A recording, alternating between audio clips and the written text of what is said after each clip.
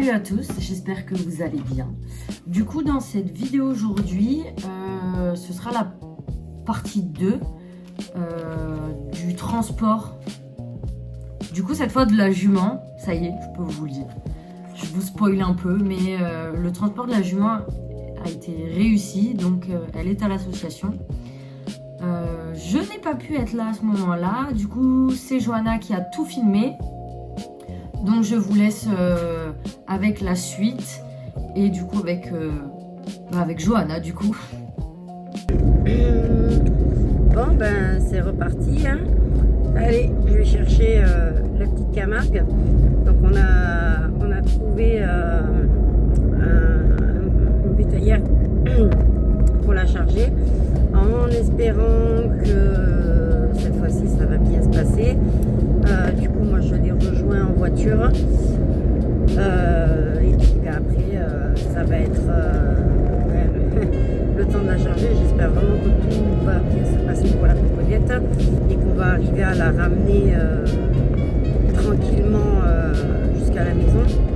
Elle va pas trop paniquer. Bon, on a tout préparé en amont si jamais elle venait à être trop dans l'émotion, trop réactive. J'ai un léger sédatif, pas simplement un sédatif, mais quelque chose pour la calmer. Donc je croise les doigts, j'espère que cette fois-ci c'est la bonne. Parce que si cette fois-ci c'est pas la bonne, eh bien je ne sais pas comment on va faire quoi. Pour ramener cette jument, on peut plus du tout la laisser là-bas.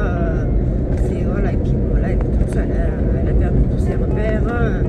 Déjà que sa copine, enfin c'est même pas sa copine en fait, la jument qui est décédée, c'est sa sœur. Elles sont nées à 1 an d'écart, donc elle a toujours vécu dans le même endroit. Ça fait 16 ans voilà, qu'elle vit dans le même endroit avec les 2 ânes et avec sa sœur qui est décédée et les ânes qui ont été enlevés la semaine dernière. Donc allez, hein, on les croise très fort les doigts. On va ramener cette jument. Il faut y aller avec beaucoup de conviction. Ouais, j'essaie d'en avoir. C'est pas évident en ce moment, c'est pas évident. Ça va Poulette? Ça va Violette? Oui, mi-repois. Mi-repois ou mince? Mince. Oui, Les gens quand j'ai mis mince ils disent c'est où? Non, mais c'est où c'est qu'il y a le lac? Donc là, ben voilà les clôtures où les chevaux étaient. Donc ben, clairement pas beaucoup là. Hein, voilà. Sachant que nous sommes sur une route comme celle-ci, donc extrêmement passante et vraiment bordure de route. Elle est montée, c'est bon. J'ai le sourire, ça va mieux.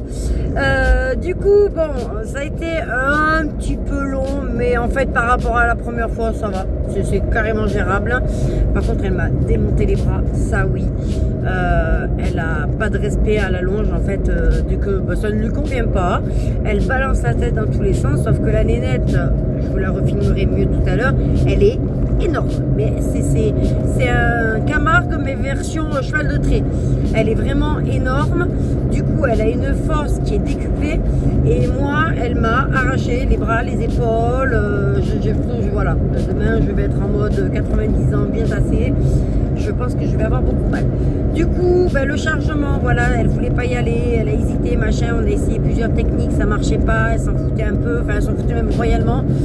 Du coup, ben, ce qu'on a fait avec le monsieur qui était là et une autre personne que la propriétaire avait fait venir, on a passé une longe derrière ses fesses.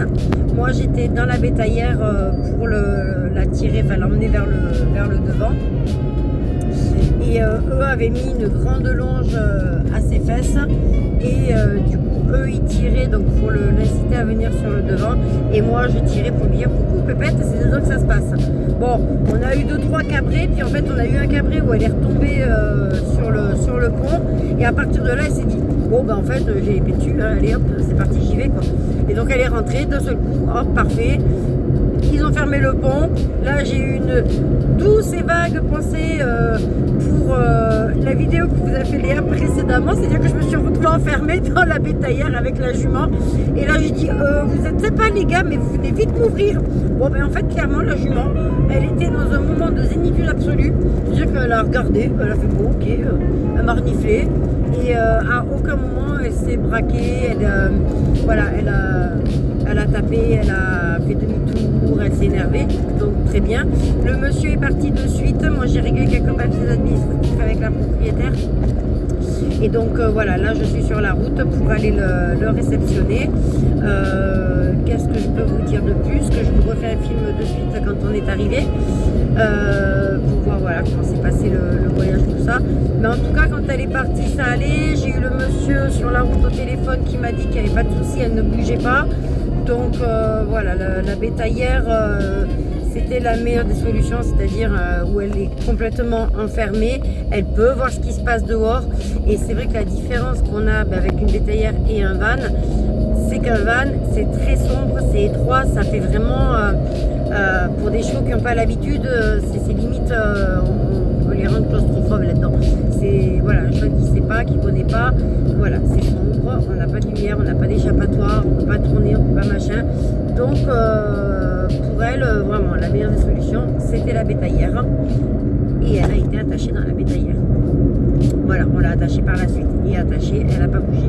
Parce que nous, au départ, on nous avait dit qu'il fallait la faire voyager détachée. Et moi, j'ai dit, mais non, on ne peut pas voyager un animal détaché, c'est hyper dangereux. Si l'animal se met à bouger dans tous les sens, ben, ça veut dire que le véhicule bouge dans tous les sens. Alors, si c'est un van attelé, c'est encore plus dangereux. Si c'est une bétaillère, c'est un peu moins dangereux. Mais c'est pas... Voilà, il ne faut pas le faire. Voilà, ne le faites pas. Juste pour dire que je viens d'avoir le monsieur au téléphone, donc il me dit que tout se passe très bien. Je lui ai demandé est-ce qu'elle a bougé, il m'a dit elle ne bouge absolument pas. Il me dit on dirait qu'elle est même pas dans le camion. Moi je dis bravo, bravo Violette, t'auras une carotte en arrivant. Allez poupette, oui, mais que c'est bien ça. Allez viens, regarde, t'étais avec lui au pré avant. Tes connaissances ma grande? Ça, c'est Mickey. Bonjour. Mon Dieu, qu'elle est grosse.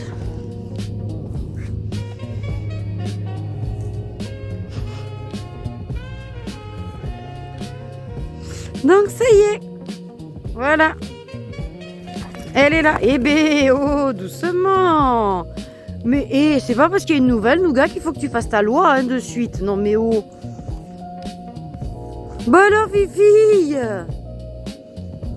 oui pas sympa hein, ce nounou, t'as vu? Bon.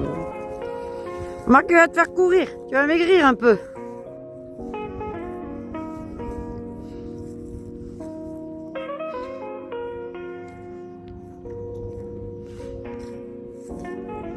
Non puis c'est bien là, elle est avec ses copains Anne, enfin, avec qui elle était à l'époque. Plein de copains. Et Louloute.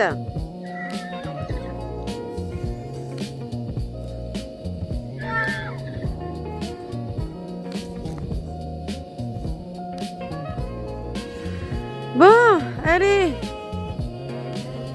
3 décembre. Est-ce qu'on dit comme chaque année, c'est la dernière de l'année? Bon, allez, j'espère. Hein? 41 chevaux avec toi. On ne s'en sortira jamais, hein, Nénette. Bon, déjà, elle, le plus gros boulot, ça va être la faire maigrir, la faire voir par un maréchal, parce que, bon, bien évidemment, elle est fourbue. Ah, ça, c'est intriguant. Un petit poney. Ça, c'est très intriguant. Bonjour, saucisse. Coucou, saucisse. Ça va, ma bébé? Oh, oui, un câlin, câlin, câlin, câlin. Oh, je veux un câlin. Elle est belle. Donc ouais, non, faire maigrir déjà, ça va être une priorité. C'est pas souvent quand je dis ça. D'habitude, on a plutôt tendance à devoir les faire grossir. Bon, ben là, c'est le cas inverse. Faut la faire maigrir parce qu'elle est beaucoup trop grosse. Donc du coup, ben fourbue. Et ça va encore, elle est fourbue, mais elle se déplace, elle ne boite pas. Donc déjà, c'est pas si mal. Mais bon, on fera une vidéo, on va lui laisser le temps de se poser, d'arriver à la maison, de faire copain-copain. Et puis quand elle se sera posée, on fera une vidéo où on vous présentera du coup donc Violette, Fripouille, qui vient du même endroit, qui lui à l'inverse c'est pas très très gros.